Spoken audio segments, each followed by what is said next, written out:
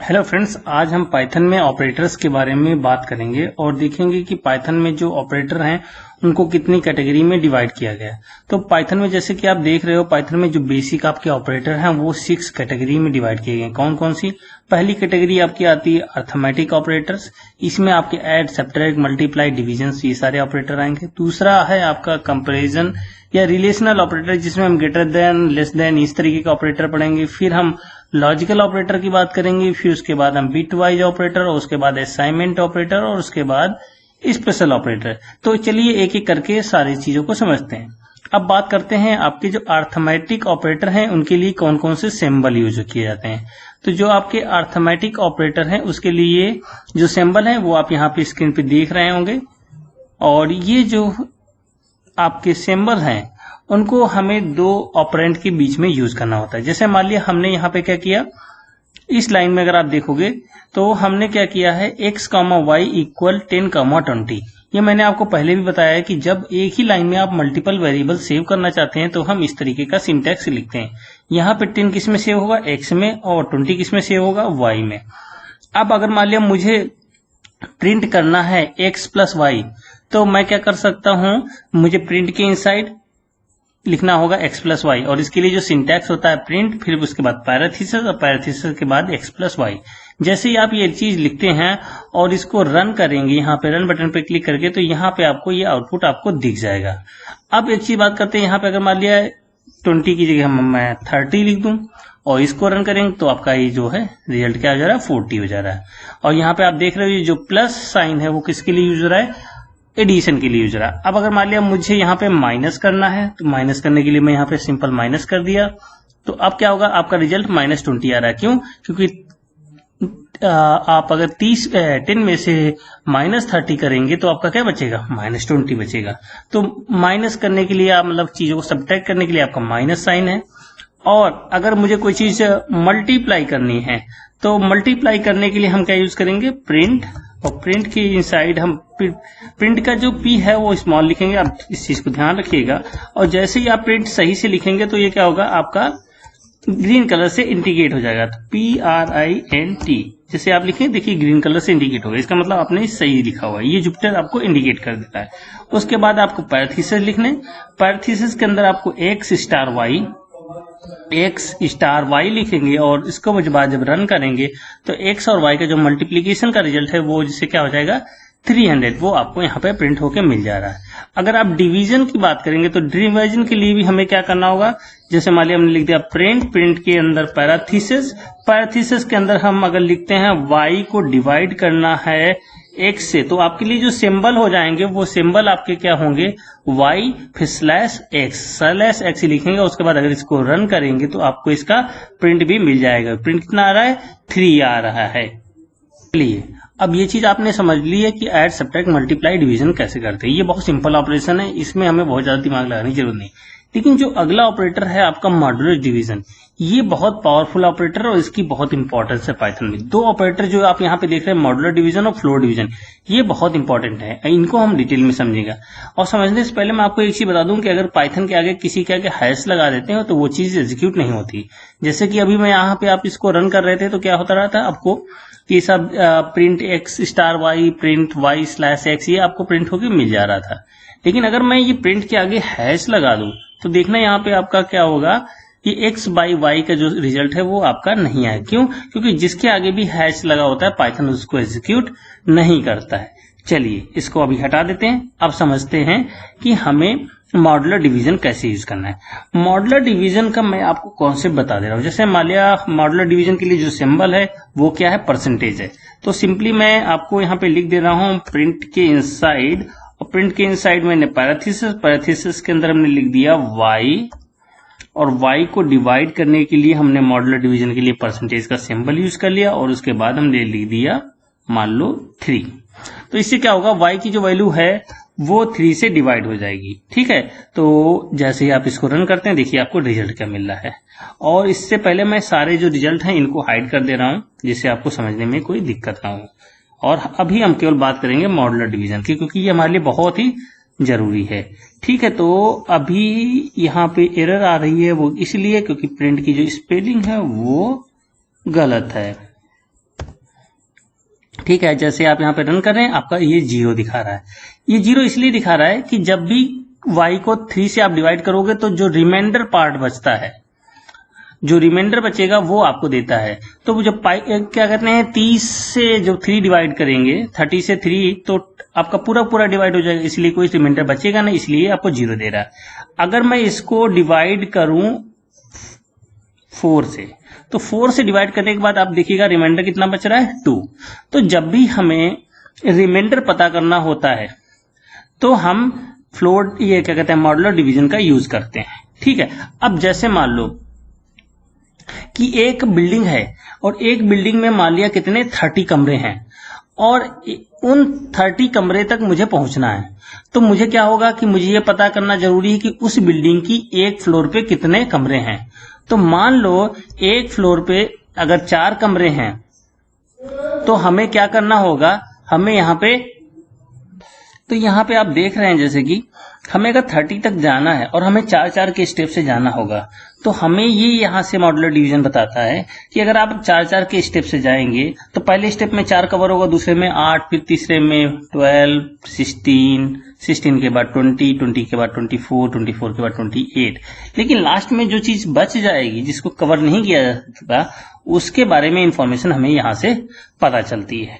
अब बात करते हैं फ्लोर डिवीजन की। फ्लोर डिवीजन इसका अपोजिट वर्क करता है। कैसे? जैसे मान लिया मैंने यहाँ पे लिख दिया प्रिंट, और प्रिंट के इनसाइड हमने पैराथीसिस, और पैराथीसिस के बाद हमने लिख दिया 30, और 30 को डिवाइड करने के लिए हमने सिंबल यूज किया डबल स्लैश, और डबल स्लैश के बाद हमने लिख दिया मान लो 4। ठीक है, और इसको जब रन करेंगे तो देखिए रिजल्ट आपको क्या आता है। इससे पहले मैं इसको रिजल्ट थोड़ा सा हाइड कर देता हूं जिससे आपको इसके समझ में आ जाए। ठीक है, अब यहाँ पे देखेंगे तो हमें ये बता रहा है, फ्लोर डिवीजन ये बताता है कि अगर एक फ्लोर 4 कमरों की बनी हुई है और हमें 30 कमरों तक पहुंचना है, तो हमें कितनी फ्लोर जानी पड़ेंगी? 7th फ्लोर जानी पड़ेंगी।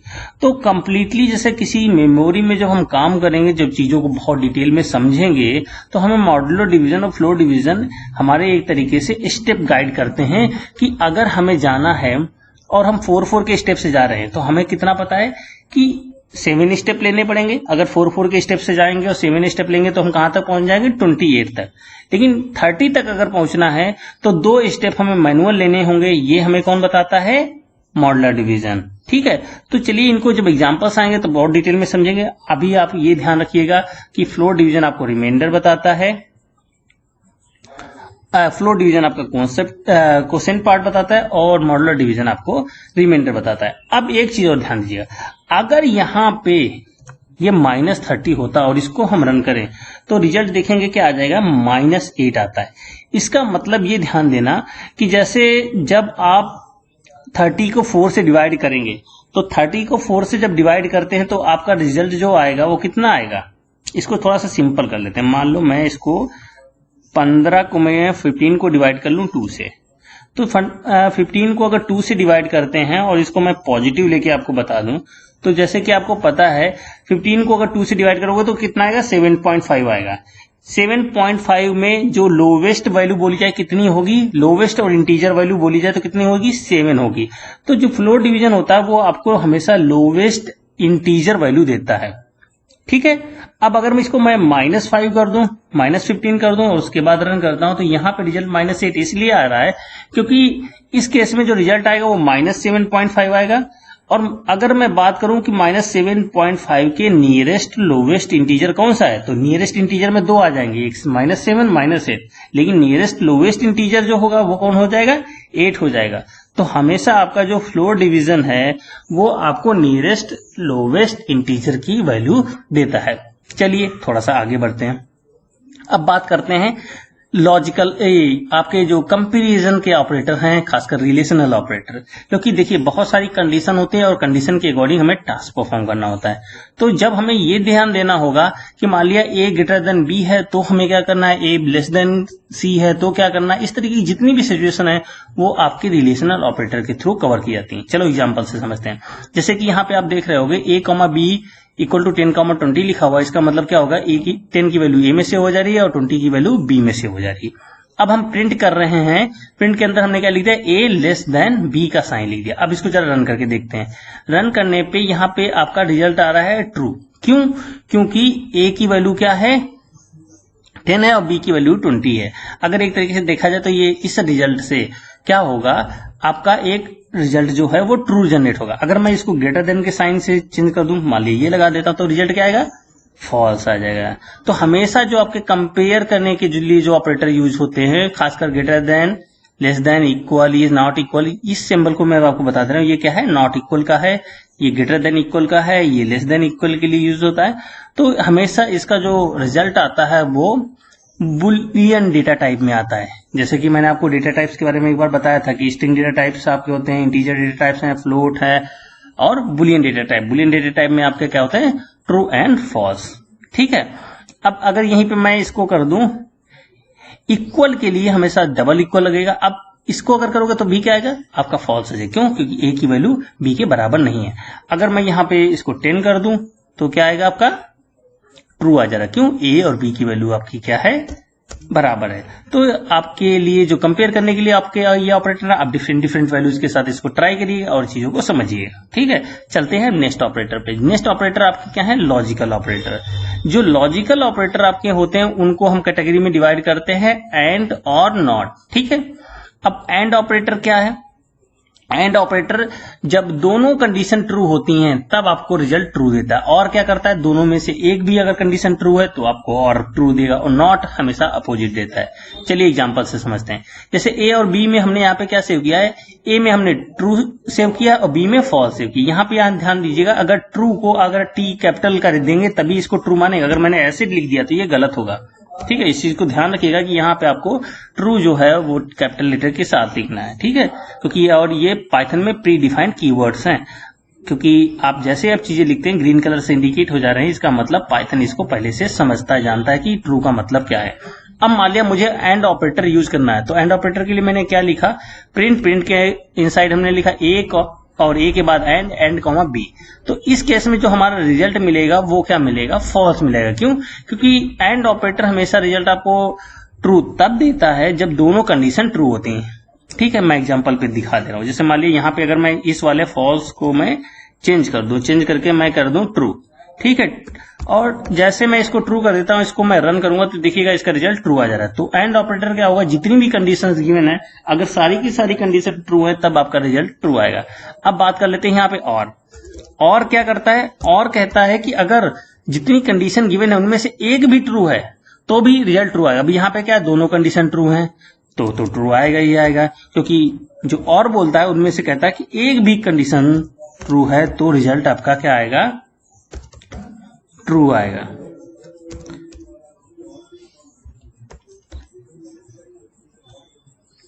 ठीक है, तो चलिए इसको थोड़ा सा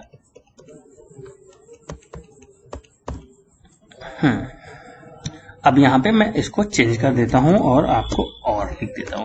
देखिए यहाँ पे एक ट्रू है एक फॉल्स है, इस केस में जो रिजल्ट आएगा वो भी ट्रू आएगा।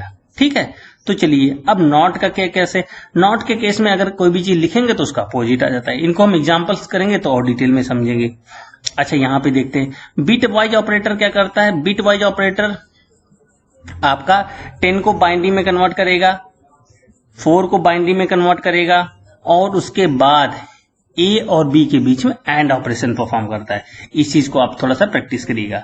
ठीक है, अब आगे बात करते हैं, ये थोड़े से स्पेशल आपके ऑपरेटर है। असाइनमेंट ऑपरेटर जो है, जो इक्वल होता है, वो थोड़ा डिफरेंट यहाँ पे काम करता है। जैसे कि मैंने बताया ए इक्वल 10 लिखेंगे तो क्या होगा, वो 10 में ए में 10 की वैल्यू सेव कर देगा।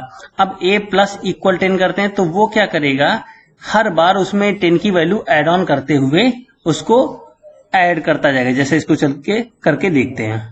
जैसे मान लिया इसको मैं पहले सिंपली हटा दूं। ठीक है, अब यहाँ पे देखना, इसको मैं जितनी बार रन करूंगा उतनी बार जो वैल्यू है वो अभी कितनी है, ए में वैल्यू कितनी हुई 30। अगर मैं दोबारा से रन करूंगा तो ये करता क्या है, जो भी ए की प्रीवियस वैल्यू है उसमें 10 ऐड ऑन कर देगा और उसी में सेव कर देगा। तो इसलिए अब क्या हो जा रही है 40। अब इसको एक बार रन करेंगे तो क्या हो जाएगा 50। अच्छा, अगर मैं इसमें यहाँ पे माइनस कर दूं तो ये अपोजिट काम करता है, क्योंकि जैसे अभी इसमें 50 है तो क्या हो जाएगा 10 स्टेप ये पीछे आ जाएगा, तो कितना हो गया 40। फिर एक बार अगर रन करें तो क्या हो जाएगा 30। तो ये जब हम लूप के अंदर इंक्रीमेंट पार्ट डिजाइन करते हैं कि किसी स्टेप से आपको आगे बढ़ना रहता है, तो हम इस ऑपरेटर को यूज करते हैं। अगर मैं यहाँ पे मल्टीप्लाई कर दूं तो मल्टीप्लाई में क्या होगा, जो भी ए में रिजल्ट है उसको 10 से मल्टीप्लाई करता जाएगा। जैसे अभी कितना है 300, 300 के बाद आप अगर रन करेंगे 300 को 10 से मल्टीप्लाई करोगे तो कितना हो जाएगा, 3000 हो जाएगा ना। चलो इसको रन करके देखते हैं। देखिए 3000 हो गया। अगर मैं फिर से रन करूँ तो क्या हो जाएगा 30,000। फिर अगर मैं इसको रन करूँ तो क्या हो जाएगा आपका 3 लाख। ठीक है, आपको चीजें समझ में आ रही होंगी। अब एक और बात करते हैं, यहाँ पे हम बात करते हैं आइडेंटिटी ऑपरेटर की। आइडेंटिटी ऑपरेटर में आपके या स्पेशल ऑपरेटर में हम इज ऑपरेटर की बात करेंगे और इन ऑपरेटर की बात करेंगे। इज ऑपरेटर दो है, एक इज है एक इज नॉट है। चलिए समझते हैं कैसे ये काम करता है।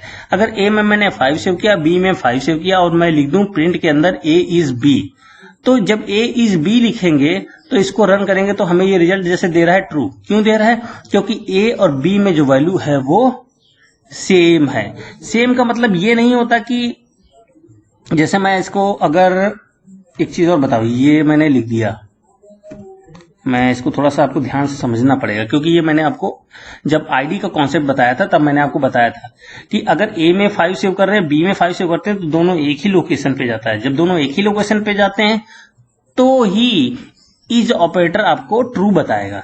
लेकिन फ्लोट के केस में अगर ए में 5.0 सेव किया और बी में 5.0 सेव किया तो दोनों के केस में मेमोरी लोकेशन जो होगी वो सेम नहीं होगी। इसीलिए यहाँ पे ये आपको क्या दे रहा है, फॉल्स दे रहा है। और अगर मैं ये यहाँ पे इसको हटा दूं, पॉइंट हटा दूं, तो इस केस में ये केवल ट्रू देता है। ये चीज आपको ध्यान रखनी होगी। ठीक है, ऐसे ही अगर L1 में ये क्या है, एक लिस्ट है और जिसके एलिमेंट क्या है 1 2 3, एक L2 लिस्ट है। ये ध्यान दीजिएगा, ये L2 है 1 2 नहीं है। ठीक है, L2 है। L2 में दूसरे के एलिमेंट क्या है 1 2 3 है। अब मैं प्रिंट कर रहा हूं L1 इज L2, देखने में लगेगा कि L1 और L2 सेम कंटेंट है, लेकिन यहां पे भी ध्यान दीजिएगा जो लिस्ट के जो एलिमेंट हैं वो एलिमेंट कंपेयर इस तरीके से नहीं किया जा सकता। अगर आप दो लिस्ट बनाते हैं जिसके एलिमेंट सेम भी होंगे तो भी वो डिफरेंट मेमोरी लोकेशन पे जाएंगे। इसीलिए इसका रिजल्ट क्या आ रहा है, फॉल्स आ रहा है। अच्छा, स्ट्रिंग में ध्यान दीजिएगा। स्ट्रिंग में अगर मैं ऐसे लिख दूं, एक मैंने इसमें सतीश नेम सेव किया और उसके बाद फिर से सतीश नेम सेव किया, प्रिंट करेंगे तो यहाँ पे क्या होगा, इसका रिजल्ट ट्रू आ जा रहा है। तो जैसे आपके इंटीजर है वैसे आपकी स्ट्रिंग है, स्ट्रिंग भी सेम एड्रेस पे सेव होती है। अब अगर मैं इसको इज नॉट कर लूं तो ये आपको क्या दे देगा, फॉल्स हो जाएगा। तो इज जो ऑपरेटर है वो आपका इज के साथ भी यूज होता है, इज नॉट की तरीके से होता है। चलिए बात करते हैं मेंबरशिप ऑपरेटर। मेंबरशिप ऑपरेटर में हम बात करेंगे इन ऑपरेटर की और नॉट इन ऑपरेटर की। ये मैंने आपको पिछले एग्जांपल जब हमने लिस्ट कवर की थी तब हमने आपको बताया भी था कि अगर मान लिया मैंने एक लिस्ट क्रिएट की, लिस्ट क्रिएट करने के लिए क्या होता है, एक वेरिएबल नेम, फिर इक्वल के बाद हमें स्क्वायर ब्रैकेट के अंदर हमें एलिमेंट लिखने होते हैं 1 2 3 4, और जैसे ही आप ये लिखते हैं तो क्या होगा, ये लिस्ट क्रिएट होकर एक LST वेरिएबल में सेव हो जाएगी। अब मैं यहाँ पे लिख रहा हूँ प्रिंट के अंदर लिख रहा हूँ 1 इन LST। इससे क्या होगा, ये चेक करेगा कि लिस्ट में 1 है कि नहीं। अगर होगा तो आपको ट्रू दे देगा, नहीं तो फॉल्स दे देगा। जैसे क्योंकि 1 इसमें है इसलिए ट्रू दे दे रहा है। अगर मैं इसको चेंज करके 5 कर दूं और 5 करने के बाद रन करूं तो क्या होगा, यहाँ पे देखिए फॉल्स हो जा रहा है। क्यों, क्योंकि यहाँ पे ये इसके अंदर नहीं है। और ये वाला जो एग्जांपल है वो मैं आपको बता दे रहा हूँ, बाकी डिटेल में आपको तब समझाएंगे जब हम डिक्शनरी बताएंगे। मैंने आपको डिक्शनरी बताई थी। डिक्शनरी क्रिएट करने के लिए हमें क्या यूज करने पड़ते हैं, कर्ली ब्रेसेस, और कर्ली ब्रेसेस के अंदर कॉमा से सेपरेट होते हैं की वैल्यू पेयर, और वो की वैल्यू पेयर ही एक डिक्शनरी बनाने में हेल्प करते हैं। तो एक की वैल्यू पेयर ये है, एक की वैल्यू पेयर ये है। पहले में अगर देखा जाए तो इसकी की क्या है, 1 है, वैल्यू कितनी है, ए है। दूसरी की हमारी 2 है और इसकी वैल्यू कितनी है, बी है। और इसको कॉमा से सेपरेट करके हमने अगर एक कर्ली ब्रेसेस के अंदर लिख दिया तो इसको हम बोलते हैं डिक्शनरी। डिक्शनरी में ध्यान देना, डिक्शनरी में हमेशा एक्सेस क्या की जा सकती है, की। अगर आप कोई ए ढूंढना जाएंगे तो ए आप डायरेक्टली नहीं ढूंढ सकते, आपको पहले क्या जानना पड़ेगा, 1 ढूंढना पड़ेगा। तो की हमेशा ढूंढनी पड़ती। तो जैसे मैंने यहाँ पे लिख दिया प्रिंट 1 इन डी, तो इसमें आपका रिजल्ट क्या आ जाएगा, ट्रू आ जाएगा। क्यों, क्योंकि डिक्शनरी के अंदर जो की है वो रीड की जा सकती है। अगर मैं यहाँ पे मैं लिख दूं ऐसे कोट्स में ए, तो ये फॉल्स आ जाए। क्यों, क्योंकि जो वैल्यू है जो ए है वो इसमें डिक्शनरी में एक्सेसिबल नहीं होती है। ठीक है, तो आप आई थिंक आपको ये लेक्चर क्लियर होगा। ऑपरेटर के बारे में आप इसमें प्रैक्टिस कर लीजिए। जो भी अगर आपके क्वेश्चन आते हैं, जो चीज आपको नहीं समझ में आती है, आप उसका स्क्रीनशॉट लेके पोर्टल पे शेयर करिए, मैं उसके क्वेश्चन का आपको रिस्पॉन्स करूंगा। Thank you so much.